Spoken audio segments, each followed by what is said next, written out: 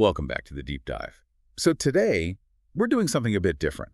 We're looking at just one source excerpts from Harrison Storm's music video, Empty Garden. That's right. And we're treating these lines not just as lyrics, but almost like a forensic account of a relationship ending. Yeah. It lays out, well, pretty much every stage. Exactly. And our mission here is to go beyond just the sadness of it all. We want to really analyze the mechanics of the failure. Okay. So we're using these lines, these moments in the narrative as data points. They track the shift from, intimacy all the way to regret and this kind of mutual understanding that it collapsed. Right, and it all seems anchored in that title image, doesn't it? Yeah. The empty garden. Mm-hmm. It sets up this immediate tension. There's a structure, something was built, a place with potential, but then just emptiness, neglect. It really speaks volumes, that phrase, potential versus reality.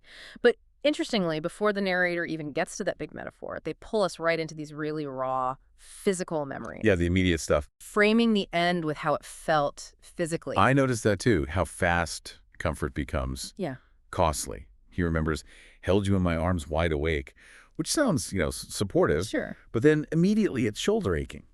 That specific detail, it makes you wonder if even the support, the closeness, was already straining things, maybe unsustainable. That's a great point. That physical cost is definitely a signal. Things were tough already. And then the separation itself.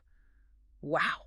Left you off the dark in the rain. Brutal. It's just so abrupt, so unforgiving. Yeah. That image is like a data point for abandonment, isn't it? Right at a moment of presumably high vulnerability. And that moment, that specific memory, seems to be what's driving the narrator's state now, long after. He says his heart was racing, and then right after, I'll take another hit. Ah, yes. It feels like a direct line from that past trauma to needing some kind of, relief now. That's a really crucial connection you've spotted there. The pain seems so present, so immediate that the coping mechanism, the hit, feels necessary. When you're under that kind of acute emotional stress, the body kicks into high gear, the heart races, and finding something to dampen that feeling becomes almost instinctive. So the trauma isn't really past. Not at all. It's active. It's intrusive. And then there's, I see you in my dreams. The past is absolutely dictating the present experience. Okay, so if we move from those, immediate shocks and the coping, the source gives us the root cause.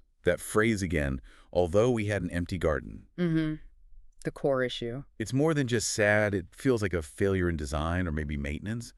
What does that failure to cultivate tell us? Well, it strongly implies the basics were there, right? The structure, maybe commitment, physical connection, the garden walls, so to speak. The framework. Exactly. But it was starved of the actual work, the day-to-day tending, the watering, the effort that was missing. It's actually a pretty common dynamic, isn't it? Having the setup, but failing on the upkeep. Yeah, the scaffolding is there, but no one's actually building anything inside or keeping it alive. And this neglect, this lack of nurturing, it leads straight to this painful, emotional standstill. Absolutely. The partner clearly felt it. That line, you said, hold me when I feel lonely. Wow. They weren't lonely outside the relationship. No. They were lonely inside it, isolated within the garden walls. And the narrator basically confirms this paralysis. They know they're stuck in the middle, but we can't bring it back around. No way back, no way forward. Right. Just stagnation. And knowing you're stuck makes that emptiness, that empty garden feel even worse. So what do? Avoidance? Performance? The narrator talks about trying to mask it, right? Put on a movie act like you love me. Yeah. Just going through the motions, pretending, trying to buy time, maybe. It's pure performance. It's a delaying tactic, and it feels like it's rooted in fear, trying to stop the clock instead of facing the decay. And hoping the other person doesn't say the words.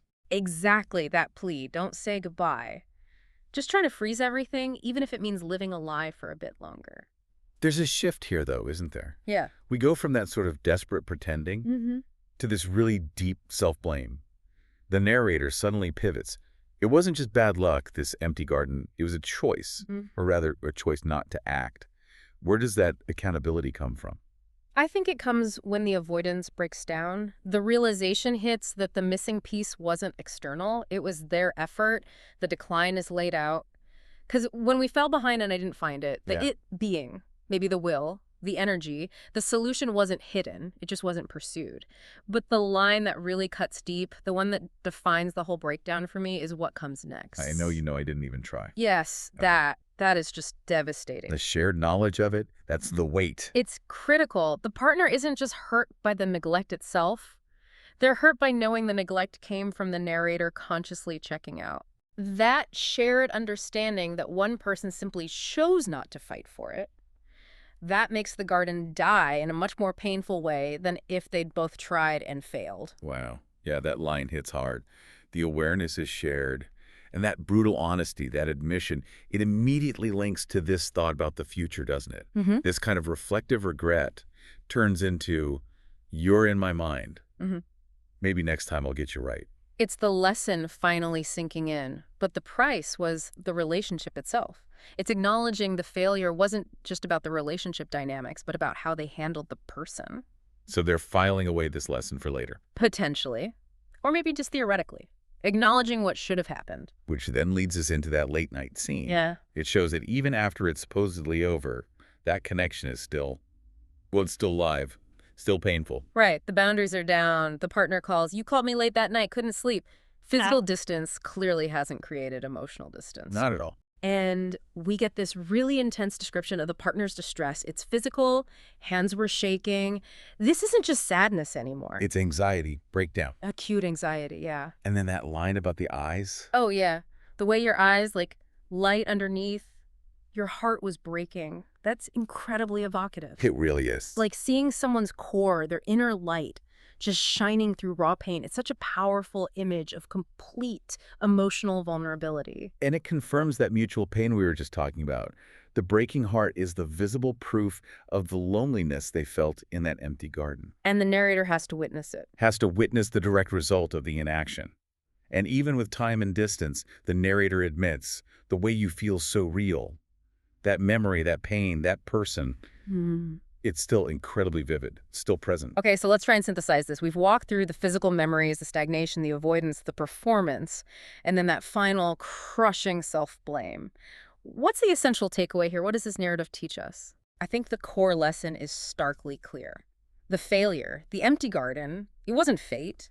It wasn't bad circumstances. It was a failure of will. Simple inaction. Rooted specifically in that knowledge. I didn't even try. And crucially, I know you know. That self-awareness, knowing you let it wither through your own lack of effort, through negligence, that's the weight the narrator carries. That's why the regret feels so total. And you even see it in how the lines repeat in the source, right? It shows that cyclical thinking. I didn't find you in my mind. Maybe, because when I fell behind. Exactly. It's like the narrative itself is stuck, looping back to that moment of giving up, falling behind. It just reinforces it, doesn't it? The pain isn't just the loss. It's the certainty that the loss was preventable if only the effort had been there. So this whole narrative, it's like a detailed map of a specific kind of regret. The regret of inaction. Precisely. And it teaches us that knowing you didn't try and knowing your partner knew you didn't try well, that often creates a deeper, maybe more lasting wound than losing a fight you actually fought. That level of self-knowledge, knowing you are the cause. Yeah. It's inescapable. It turns the blame inward, doesn't it? Creates this loop. It does. It's regret defined entirely by negligence, by the failure to act. Which leaves us, and you listening, with a final thought to chew on. If this deep regret, this self-awareness is fully acknowledged, if the narrator truly owns that I didn't even try moment, what does that final line, maybe next time we'll get you right, actually mean? Is it a genuine promise for the future, a lesson truly learned at great cost? Or is it maybe just wishful thinking? The necessary mental salve to cope with knowing you are the one who let the garden go empty,